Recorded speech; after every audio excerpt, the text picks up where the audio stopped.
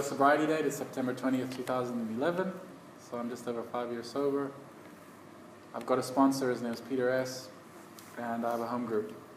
And if you're new, getting those three things is a good place to start. Yeah, I mean, I'm just thinking about like where my life is now today, and how far. I mean, it's been 5 years, but it feels so much longer, you know. And I've got to experience so much in this 5 years. It's quite incredible, you know. And you know, even if I just look at sobriety, I've experienced so much. And you know, I've been to all sorts of meetings. I've been to, you know, men's meetings. I've been to atheist meetings. I've been to meetings in coffee shops. I've been to transgender meetings. I've been to meetings where they don't clap, which is kind of weird. And you know, I'm used to clapping, so you go there and it's like, I want to clap. It's the one guy's like, no, we don't do that. And there's a story behind that, but there is no story. They just don't want you to clap. And it's been an amazing journey, you know. When I came in here, I was broken. I didn't even realize that I was broken. You know, I remember the first couple of meetings I used to go to, I was sure about how great my life was, you know, because I just had no idea. I had no idea that I was as bad as I was, you know. And you know, people didn't say anything to me. They just let me do what I kind of wanted to do. But the reality was, like, when I came in here, I started going to meetings for the first time maybe 2005. At that stage, you know, my drinking had reached the point that I was drinking all the time, every day, from morning to night. My average day consisted of waking up, bumming some money from my girlfriend, going out, you know, doing what I got to do to hustle, you know, drink, use, whatever. I used to have my first drink in the shower. My shower used to be like full of beer cans. You know, that was my life when I came in here. And I can't explain to you like how I got to that point. Like, I just woke up one day and that's how my life was, you know. And I didn't plan for my life to get to that point. That wasn't the idea. But, you know, I really love the doctor's opinion. That's like my favorite chapter. You know, in there they outlines the theory of alcoholism, you know, and you know, I've read it a few times since since I got sober, and in the beginning, like, I didn't really identify too much with it, but as time went on, it just started to resonate with me more and more and more, you know, like the physical allergy characterized by the phenomenon of craving, and that was, you know, that was a big realization for me, because like my body does not react to alcohol in the same way that it does to a normal person. Like, I am different, you know, and that became apparent as my drinking went on. In the beginning, it wasn't like that. The first time I had a drink, I was 13. I did drink a lot. I threw up all over myself, but it wasn't like, I didn't feel like I needed more or like I couldn't go without. And as time kind of went on, you know, I drink on the weekends in high school, and that was fine. I could drink on the weekends in high school, and I could go back to school, and I could do my thing, and it wasn't an issue, you know. But as time went on, you know, I reached a point. I remember when I finished high school, I went overseas for a year, and I still drank, and it was fine. And I came back and I went to university again. And that's when things started to get like out of control. You know, that's when I started crossing that boundary, that invisible line, you know, and that's how it became. It became like once I would start drinking, I could not stop drinking. I could not control the amount I would drink, and it would be, I wouldn't know what would happen. That was the thing. Like, once I started drinking, like, I don't know where I was going to end up. You know, who knows where I was going to end up? And I kind of had crossed that, and it took me a long time to accept that, because I remember there were many times.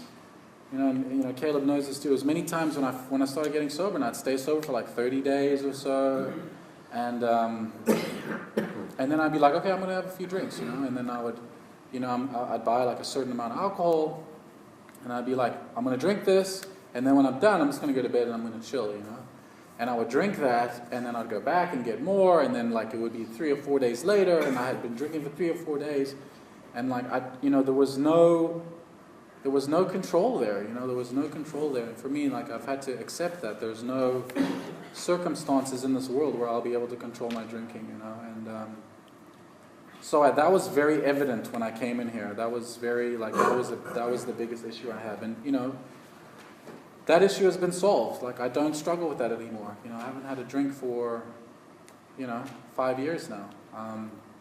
And I'm grateful for that. And, you know, and the doctor's opinion goes on to talk about the mental obsession, you know, the mental side, the alcoholic insanity, you know, the queer mental, the blank spots, you know. And like that too, I related to, you know, as I started working this program and I started like reflecting on my drinking. And like, whenever I stopped drinking, it was always only a matter of time before I drink again.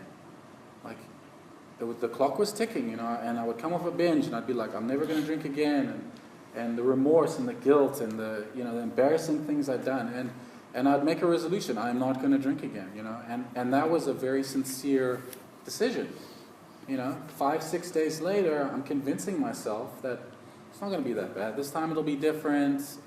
This time I'll drink something else. It's not going to be that bad. And then I'm drinking again, you know, and I'm stuck in that cycle. I'm stuck in that cycle and stuck in over and over and over again. And that's how I came in, you know, that's how I came in. And, you know, the last part, which so it's the, you know, the physical, the mental, and then the spiritual side, which for me took me a very long time to understand that there was something wrong with me on a deeper level, you know. And, you know, the doctor's opinion talks about being restless, irritable, and discontent, you know. And that was my default setting. And I remember I was sitting, I was doing some step work with my sponsor, and he said this to me, which resonated to me, like to the deepest core of my being. He said, deep down inside of me is the fundamental belief that I'm not okay, you know, and that's it for me. As long as I can remember from when I was a little kid, like I knew that I am not okay, you know. And, you know, then I would spend my life getting to be okay, and I don't want anybody to know that I'm not okay. And so it became about like being friends with the cool kids at school, or like begging my parents to buy me like super expensive pair of shoes that, you know, they can't afford or whatever. Because if I have that, I'll be okay, you know. And I spent a lot of time trying to get okay. And that for me that's really where my story began. You know, far before, you know, picking up my first drink, it was that spiritual malady that the book talks about. Until I pick up a drink. And the first time I picked up a drink, like, I felt pretty good. And I felt like I was kind of an adult and whatever. I was young, so I don't really remember it too much. But there is a memory that I do remember. I was about 15 or 16, and we were at my buddy's place playing pool, and his dad would let us drink at his place. And we were listening to, back in the day, it was Silverchair was the band. They were like kids, and we were like young, and we're going to start a band and whatever. And I had that moment where I was like, I have arrived. Like, I'm good. I am good. I have my tribe with me. These people understand me. My problems don't seem so bad. You know, I am okay. You know, and that stood out for me. Whether my friends had that experience, I don't know. I don't think so. But for me, it was that, and that's the first time that alcohol worked for me. You know, it was a solution for me. And again, but you know, I didn't have the progression until much later. So, you know, at some stage in about 2005, you know, my progression was just like, it was, you know, a couple of days a week, then the weekend, and like every day, and then I went to university, and that's when things got really crazy.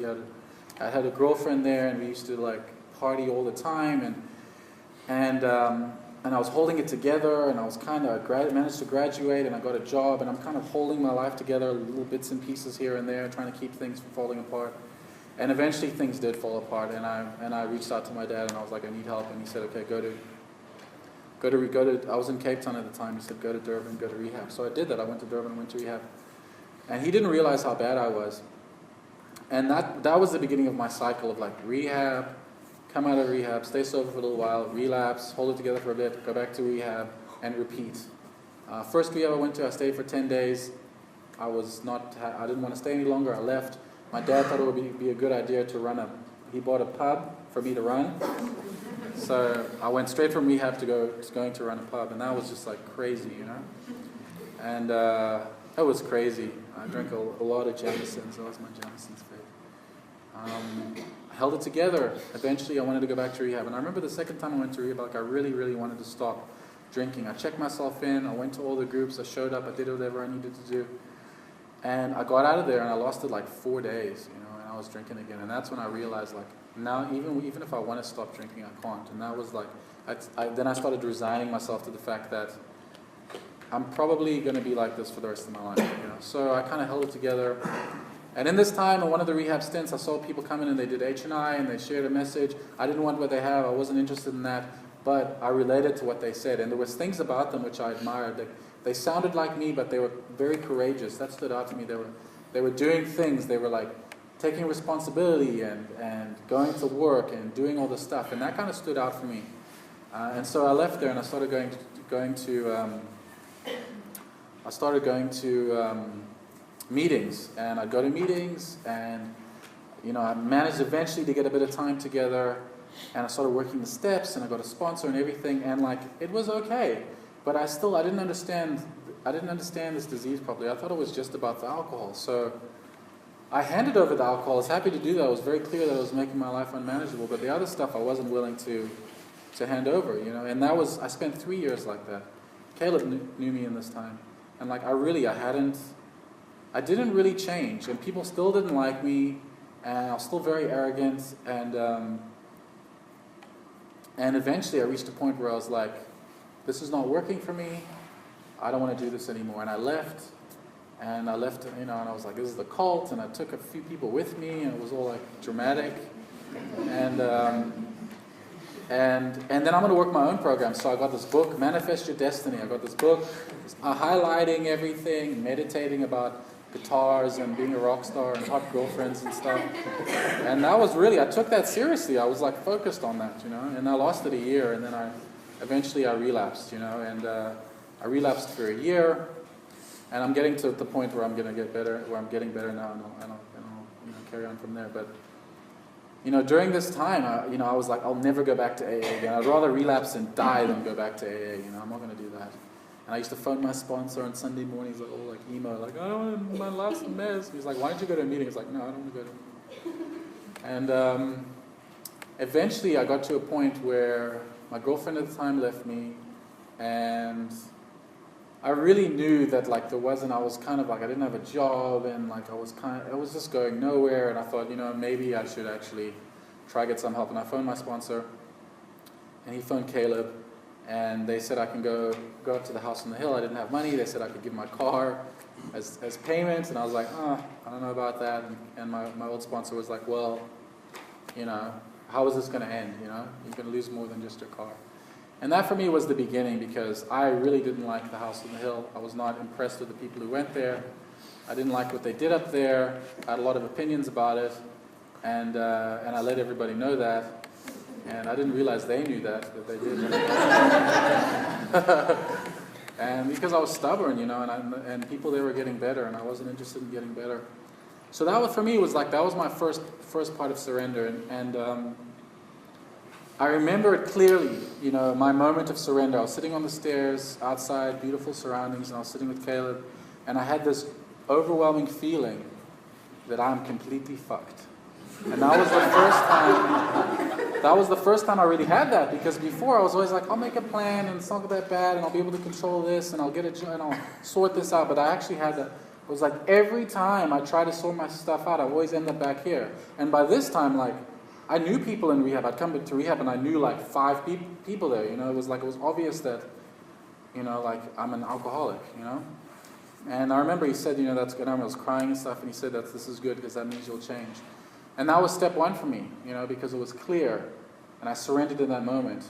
And then I took step 2 at the same time, because I looked at, you know, Caleb, and he'd stayed sober while I'd relapsed, and he had a life, and there was something working in his life to keep him sober. And that was enough for me to take step 2, because I thought maybe if it works for him, it could work for me, you know. And then I got up and I went back, and this all happened after a concern group that I had that kind of triggered everything. And the guy who brought up that concern is no longer here now. He passed away, but he pretty much saved my life, because he kind of opened the door. And then step 3, step 3 was like, okay, work the rest of the program. And I did that. I worked the program to the best of my ability, and I tried my best. And then that's really where my journey began when I left. And I came down here and I got a job, and I walked through a lot of fear, and I learned how to deal with like having a boss and having colleagues and living in the halfway house and dealing with personalities. And starting to try to be assertive and try to practice principles in all my affairs, and it gave me a really good foundation. And I'm really super grateful for the time that I spent here. But I ended up being here for like 21 months or something, and it got to the point where like I needed to kind of make a move, and so an opportunity arose for me to go to Cape Town, and so I kind of left and. To be honest, I just wanted to live here for the rest of my life. I was very happy here and content. I didn't really want to do anything else with my life. But my higher power had different plans. And even the whole moving to Cape Town, everything just fell into place. I got a job, I got a place to stay all in the space of a few weeks. And then I was there and I was working. And that's really where I had to it really gave me a gauge on where I was in terms of my program. Because here, I didn't really need to rely on my higher power because the fellowship was so strong here. I could rely on the people here. I went to Cape Town where it's not the case. The fellowship is not as strong. And I struggled with it. I struggled with going to meetings and like, hearing people share. It's like, not computing, like brain fry, like, because I'm not, like this, that's not sobriety. I don't know what you're talking about. And that was really hard for me. It was so hard because I would just like judge people, condemnation, share at people. I was that guy in the corner of the room, listening to people share, like sharpening my big book, ready to like cut you down, And Bob D is one of my favorite speakers, and he says this. He says, "I'm the master of pointing out what's wrong with you and hiding my behavior behind that." And that's what I did.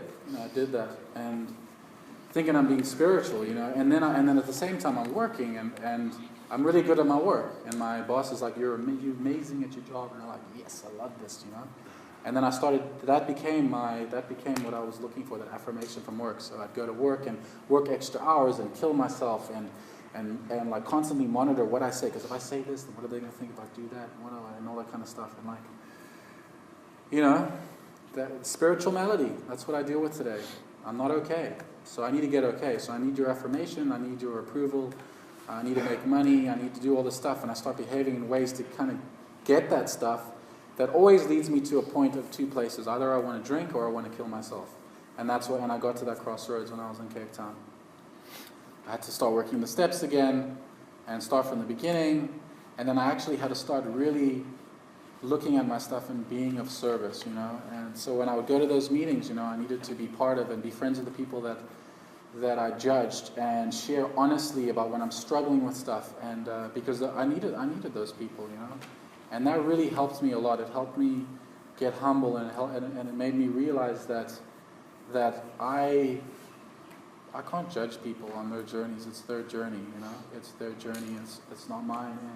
And what do I know really, I've been sober for a couple of years, What do I really know? So that that was a big learning curve for me. And in this time, I had an opportunity to visit some family in the States, and I remember I was speaking to Don about it, and he was like, "Why don't you go travel at the same time?" And that was like scary to me. That was like, I don't want to do that, because my life had really become small. I got everything I wanted in Cape Town. I got a girlfriend, I bought an apartment, I had a really good job, I was getting promotions, but my life had become about that, and it became small, like just when I used to be drinking, And in my mind, it was like, I'm 35, I can't do that, and that limitation I put on myself. But the reality was, it was actually really easy, I sold all my stuff, I bought a ticket, and I went, And that began the next stage of my journey, going there and meeting I was adopted, so I met my birth mother for the first time. It went horribly wrong. It was a horrible experience. Nothing like I'd expected. I thought it was going to be, I'm going to have this new family, and they're going to be amazing, and my mother's going to be so nice to me because she gave me away, and she didn't, she's worried about her own shit, you know what I mean?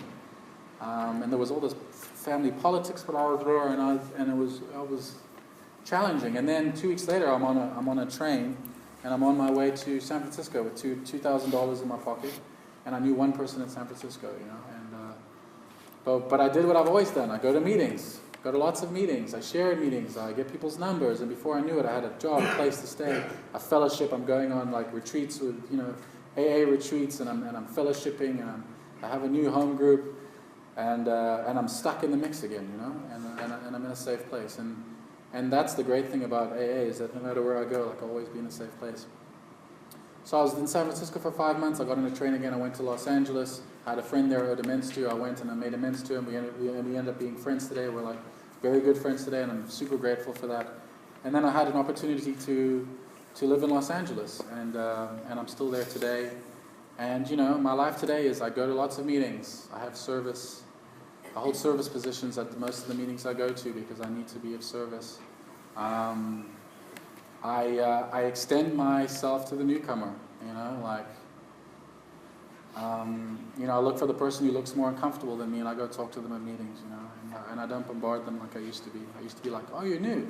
Have you surrendered and worked the steps and gone to meeting? And then I'll never see them again. So I just say, hi, here's my number. Let me get your number. I'll call them and I'll go for coffee and whatever, and that's pretty much what I do. And I pray and I work with a sponsor, and life is still in session. The honest truth is, I'm not really very good at dealing with life. I'm nervous most of the time. I still have lots of resentments that I work on regularly. Like, I'm no saint or whatever. And I've come to understand that, and I've had periods in my sobriety where I've thought about drinking, and I was very ashamed of that. I had a year where I thought about drinking every day, and I wouldn't tell anybody, and I'd be ashamed. And what I've realized is that, that's my truth. I'm not ashamed of that today. That's my truth, and I'll be able to use that to help somebody else one day. And all I have is my experience, And, life is in session, I've had this year was a challenging year for me. I had 2 relationships that didn't work out. And yet again, I'm sitting in that space, I'm not okay. Because I'm relying on other things, I'm relying on this girl to fix me, I'm relying on my job or whatever. And another thing that stood out for me in my sobriety is that I have to continually be moving forward, what worked for me when I was in my first year doesn't necessarily work for me anymore, and I have to mix it up, and I get a deeper kind of understanding of this program. I've had to let go of, when I came in here, I had to let go of ideas of what I thought life was about, that life's about money and, power and all that kind of stuff. And then when I've been in sobriety, I've had to let go of ideas of what I thought sobriety was about too. Like, sobriety is about beating myself up when I make a mistake. It's about doing totally the self-indulgent, self-obsessive inventory. It's about, I thought I'm not allowed to have feelings, I thought the only feeling I'm allowed to have in sobriety is serenity. Anything else, I'm doing something wrong, all these weird kind of ideas that I've kind of had to let go of. The idea that I'm not allowed to love myself, because I get told I must be of service. Be of service all the time. Love other people. And in my mind, it means that I can love other people, but that means I'm not allowed to love myself. And in my experience, I need to be open to breaking those old ideas and creating new ideas so that serve me. I used to be very dogmatic in the beginning of my sobriety, which served me very well because it was about staying sober. But as I've gone on, I've definitely softened a lot. I've changed the way that I sponsor people. I changed the way that I do service. I try to just be helpful, as opposed to telling, this is, I used to take everyone's inventory, which was how I got sober. But then when I went into AA and the rest of the world, people don't like that. They don't like it when you go around taking their inventory. And I've had to learn to I need to just take my inventory, And, at the beginning of this year, like I was saying, I went through that experience, and, I realized that I actually don't really have much of a relationship with a higher power, and I had to kind of accept that, believing in a higher power and having faith in a higher power too are completely two different things. And that's also been part of my journey. This year has been about developing a personal relationship with God, and the idea that God is going to punish me, or He's waiting to punish me, or He's taking stock of what I'm doing, all that kind of stuff. It didn't serve me. I had to get rid of it. I needed a God that was loving, that was caring, forgiving, kind. So one day I woke up and I was in my house and in a mess, and my roommate was like, "I'm going to church. You want to go to church?" And I was like, "Fuck it, okay." And I'm not really into church, and that's not really my thing. And I'm not telling anybody here that they have to do that, but for me it was like, that's me continuing my spiritual path, like continuing to search. And I had a moment there that day. I went there and I felt so disconnected and so full. And it was very apparent because I was around all these people who were like super connected, and it was very apparent on how disconnected I was. And I had this moment where I realized that God loves me more than I could ever imagine. So maybe it's time for me to honor His creation, which is me, and love myself. And that was like a very powerful moment for me, because I'd never done that in my sobriety. I'd never done that. And I can do all this stuff. I can come to meetings, I can sponsor lots of people, I can quote the literature, but if I don't have a relationship with a higher power, in my experience, this stuff just doesn't work for me. And I'm still miserable, you know? And so, you know, that was a huge kind of experience for me, and it's been good, you know, something good came out of something bad, and I'm grateful for that. You know, if, I'm not going to talk for too much longer, but you know, I need to look at my stuff. I can hide behind a lot of things in these rooms. I can hide behind, you know, having lots of sponsees, and I can hide behind the literature and go to a meeting and just be quoting literature. You know, but that's not sobriety. Sobriety is when I walk out that door, you know. Good speakers are just good speakers, that's it. How do I live when I walk out the door? Am I being kind and loving towards all? Am I taking stock of what I've done? Am I making amends? Am I working on a relationship with a higher power? Am I doing all of that stuff? Because to me, that is what sobriety is about. I used to think sobriety was about sharing well. That has very little to do with sobriety in my experience, you know. And just lastly, you know, if you're new and you hate being here, I relate. I've been there, you know. If you're new and you think we're all crazy, I relate. I've been there. If you're new and you think this is a cult, I relate. I've been there, you know. I've been all those places. I've had times in my sobriety where I'm like, I don't want to go to meetings. I'm tired of this. I'm tired of hearing the same people say the same shit. I don't want to hear it anymore, you know. But I've learned through my foundation that, like, no matter how I'm feeling, just go to meetings. Just go to meetings, and that's what I do. I go to meetings, and eventually I have revelations. I work the program, and then things move forward, and then I get through them, and then I'm fine, you know. So, you know, just keep coming back. That's what I had to do. Keep coming back. That was a big thing for me. Whether you're, you know, a couple of days sober or a couple of years sober, like, I still need to keep coming back. And I had a chat with a friend of mine who went through a similar thing, and he's like, dude, you don't have to be the A student all the time. Sometimes you just got to go to meetings and put your ass in the chair, you know. Keep speaking to your sponsor and keep doing what you need to do. You know? And that's sometimes what I've done, because that's me keeping it real, because I can share that everything's been rosy, but that hasn't been my experience. But it's all been worth it. Because today I have a life beyond my wildest dreams. I live in Los Angeles. I never thought I'd live there. I have friends. I have a career. I have a life today.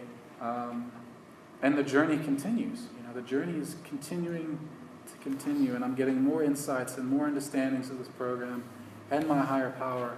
And I'm grateful for that, because if sobriety stayed the same, I'd get bored, you know. Like, I'm so grateful that it grows and that it changes and that I change, you know. I'm grateful for that. So I'm going to stop there. Thank you for letting me share.